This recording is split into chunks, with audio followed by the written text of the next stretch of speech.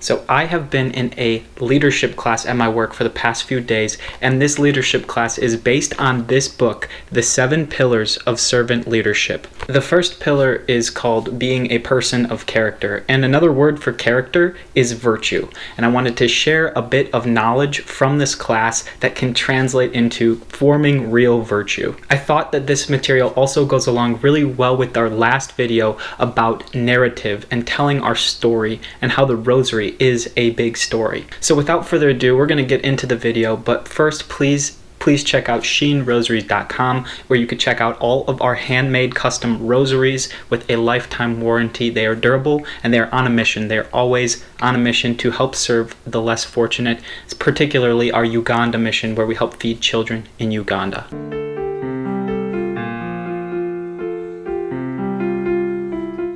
All right, the 7 pillars of servant leadership. Now, I thought that it was very interesting that at my job, which is actually a public sector job, it is not in any ministry. This is my full-time 40-hour-a-week job when I'm not doing Bishop Sheen Rosaries. I work for the public sector, and I found it very interesting that they gave us a book from the Paulist Press. That is actually the Paulist Press is a Catholic associated publisher, and in our slide deck we actually had a quote from Jesus Christ along with a few other leaders throughout history.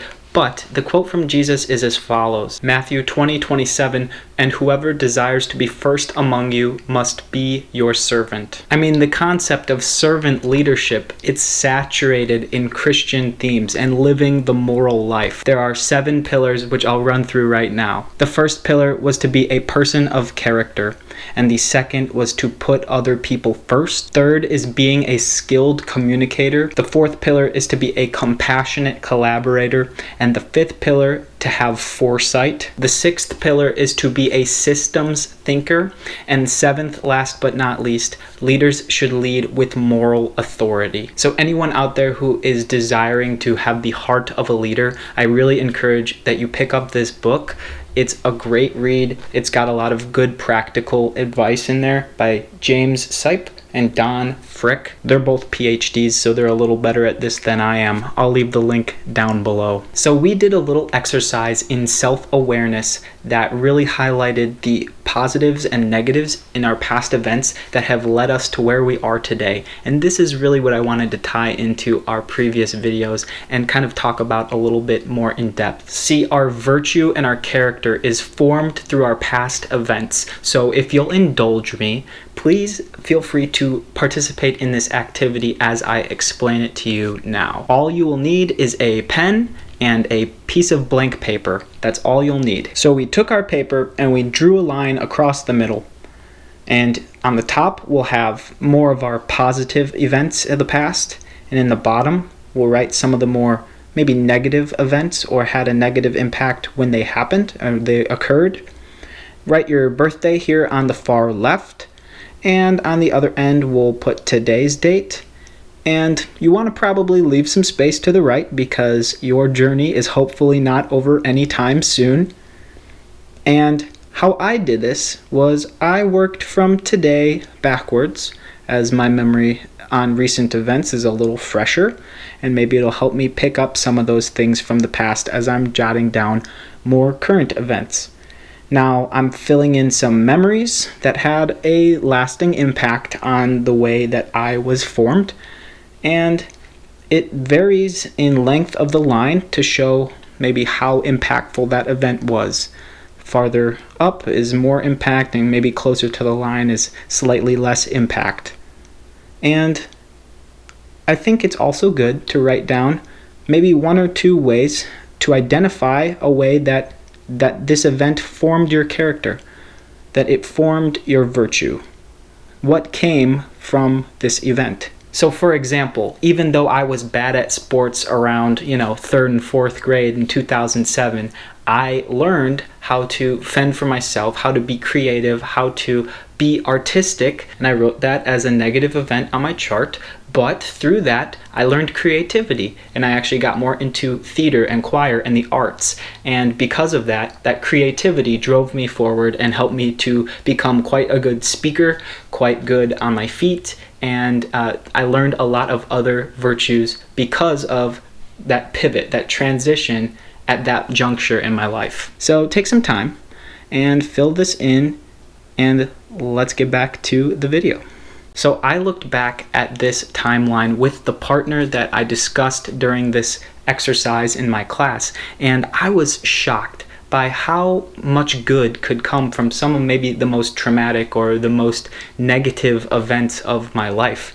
And the good thing is that this is called eucatastrophe, when we can find greatest goods coming from even the most unthinkable bads or the unspeakable evils in our life. Eucatastrophe. And for all you Lord of the Rings fans out there, Tolkien was a big fan of this in his writing, and I'm not going to go too deep down the Lord of the Rings rabbit hole, but definitely could talk about that more in the future if you're interested. My partner, who I had actually met that day, shared with me a lot of very deep events in her life, abuse, mental health issues, and it was just really beautiful to hear this testimony and this witness of her life and the things that came of it. She said that independence was a big thing that came out of a lot of these events, that she grew in courage and in self-esteem. This is a great exercise to reflect a little bit more on, and feel free to take as much time as you need.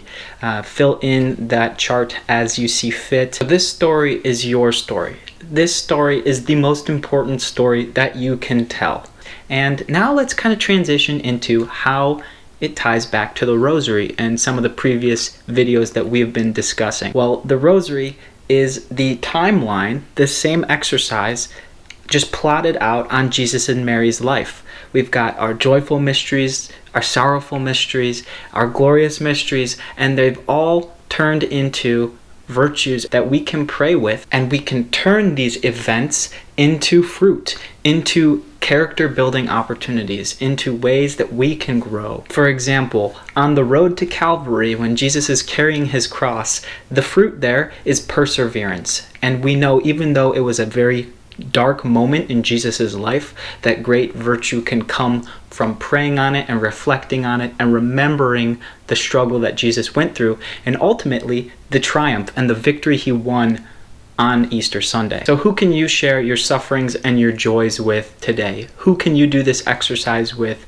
and show maybe your spouse, your kids, your best friend, your roommate, whoever it is, your timeline, and maybe they can do the same, and you can share those sufferings and those joys with them and what you've learned through that. Also, what you could do is try to focus on this chart and draw it up for Mary and Jesus and learn how to enter into and reflect on their sufferings and their joys. I invite you to do this today. And if you're struggling with something, if you still haven't maybe overcome one of those difficulties, those pains, that's fine. You can pray for that eucatastrophe, that big word that we're talking about, how we can transform our wounds into something beautiful, transform those dark times, those difficulties into the virtue and the great victory that God has ultimately planned for us. All right, once again, remember that your story is the most important story that you can tell. You are the author of your life, but on top of that, our God is the author of all.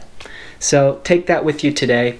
Maybe pray with this exercise. Do it. Let me know down below in the comments if this bears any fruit for you. And once again, if you are a big Tolkien nerd like me, maybe let me know that down below. Please pray your rosary every day. Check us out at sheenrosaries.com. Hopefully you got something useful out of this video.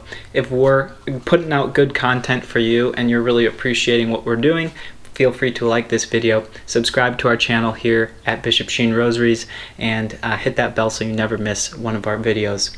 From us to you, through Mary.